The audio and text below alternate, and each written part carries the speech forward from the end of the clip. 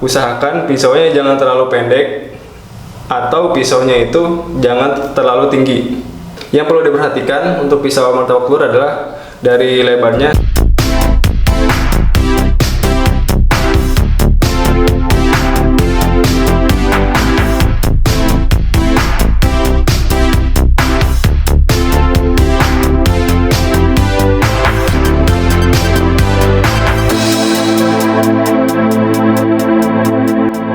Assalamualaikum warahmatullahi wabarakatuh. Halo semuanya, salam satu loyang. Kembali lagi di channel YouTube Tips and Trik Martabak, channel yang akan bahas seputar informasi martabak.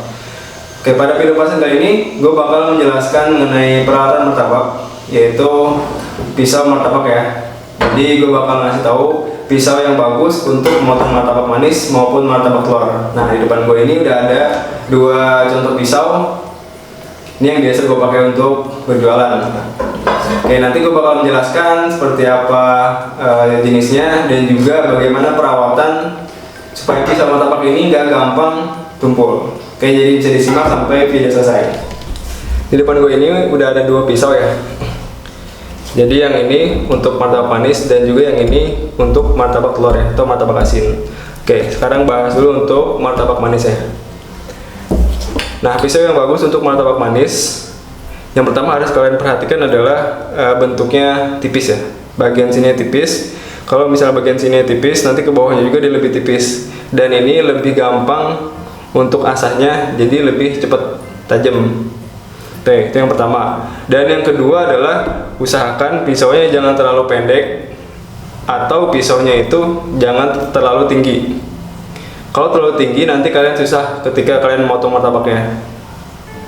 Oke, beda lagi kalau misalkan kalian berjualan pakai teknik pakai KP, jadi nggak pakai tangan motongnya. Oke, yang pertama kalian harus perhatikan pisaunya tipis apa enggak. Terus yang kedua, kalian pastikan jangan terlalu tebal ya. Kalau ini pisaunya ketebalan untuk ketebalan ya, lebarnya adalah 3 cm. Oke, terus yang ketiga yang harus diperhatikan adalah ya, mungkin ini opsional ya, ini dari stainless jadi nggak gampang karat, apalagi kan makanan ya. Dan juga karena martabak manis ini ada basahnya, jadi kalau pisau yang dari besi itu gampang karat. Jadi saran gue adalah kalau untuk mencari higienis kalian bisa pakai pisau yang dari stainless. Oke. Nah, ini untuk harga, ini harga sekitar 100 ribuan, tapi ini udah puas ya kualitasnya, jadi nggak gampang tumpul. Nah, tipsnya adalah ketika kalian pakai pisau martabak itu, pisau itu kan kalau kena panas dia bakal cepet tumpul. Solusinya adalah setiap kalian ingin berjualan martabak, kalian asah dulu pisaunya. Oke, gue dulu pernah beli pisau yang kayak gini. Nah, ini jauh lebih lebar ya, hampir beda 1 cm.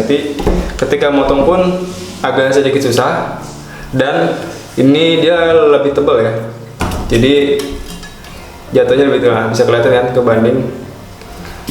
Nah, ketika tebal ini lebih cepat tumpul, dan ketika mau diasah juga karena bagian sini juga ikut tebal ya, jadi agak susah. Solusinya gimana bang? Nah, solusinya kalian kalau udah punya pisau seperti ini nggak usah dibuang, masih bisa dipakai. Biar bagian bawah sini ini tipis, kalian bisa pakai gerinda. Kalian gerinda, nanti pisaunya jadi lebih tajam lagi, jadi nggak usah dibuang. Oke, untuk asahannya kayak gimana bang bentuknya? Nah, kalau gue ini asahan yang biasa ya. Jadi ini buat sendiri, ini dari semen, dicetak aja di bentuk kotak. Nah, ini awet banget ya, bahkan sampai bentuknya aja udah melengkung gini ya, karena bagian belah sini sering gue pakai buat asah. Nah, seperti ini asahnya, asah bagian belah sini, terus juga bisa dibalik ya. Oke, jadi setiap mau jualan gue biasanya asah pisau terlebih dahulu, dan itu seharian udah cukup dan nggak perlu diasah kembali. Oke, atau kalian bisa beli asahan yang biasa dijual di online shop ya. Oke, selanjutnya pisau untuk martabak telur ya, atau martabak asin. Nah, untuk martabak telur ini biasanya adalah pakai pisau daging. Nah, ini bisa disebut juga dengan pisau daging. Yang perlu diperhatikan untuk pisau martabak telur adalah dari lebarnya ini sekitar 10 sentian. Kenapa harus lebar bang? Kenapa nggak pakai yang kayak gini aja nih? Jadi untuk martabak telur ini biasanya kan kalau udah berjualan itu, ketika dipotong bagian tengah, martabak telurnya itu dilipat, jadi ditumpuk. Nah itu bisa langsung untuk potong bagian atas dan juga bagian bawah. Kalau pisaunya tipis seperti ini akan lebih sedikit kesulitan dibandingkan dengan pisau daging seperti ini. Karena kalau ditumpuk paling dia tingginya segini ya, martabak telur. Jadi masih bisa dijangkau. Dan biasanya kalau untuk martabak telur ini ada ketika motong itu perlu bantuan dengan tenaga, bisa dengan tangan seperti ini. Jadi untuk motong sampai kepotong bagian bawahnya. Oke, kalau misalkan pisaunya seperti ini akan sedikit kesulitan untuk motongnya. Karena ini udah pasti lebih dari tinggi martabak telurnya. Oke, nah terus selanjutnya adalah ini juga sama, pilihan opsional yaitu dari stainless. Ini dari stainless terbuatnya, jadi nggak gampang karat dan juga lebih terlihat bersih ya. Apalagi ini kan makanan.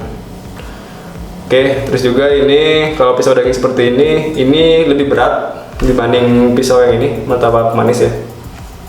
Jadi ketika kalian motong itu, ini lebih ada tenaga. Jadi feel-nya itu beda. Jadi perlu diperhatikan perbedaan antara pisau martabak manis dan juga martabak telur. Oke, tadi gue udah ngejelasin mengenai pisau untuk motong martabak ya. Baik itu martabak manis maupun martabak telur. Itu memang ada perbedaan dari segi pisaunya. Dan saran dari gue adalah ketika kalian buka usaha martabak manis, pisaunya minimal punya 2. Jadi yang satunya buat cadangan. Biasanya nih kalau udah berjualan itu dan banyak pesanan, kadang naruh pisau itu lupa taruhnya di mana. Kalau misalkan ada satu lagi, kalian bisa langsung pakai. Oke, dari gue segitu aja. Sampai bertemu lagi di video selanjutnya. Kurang lebihnya mohon maaf. Assalamualaikum warahmatullahi wabarakatuh.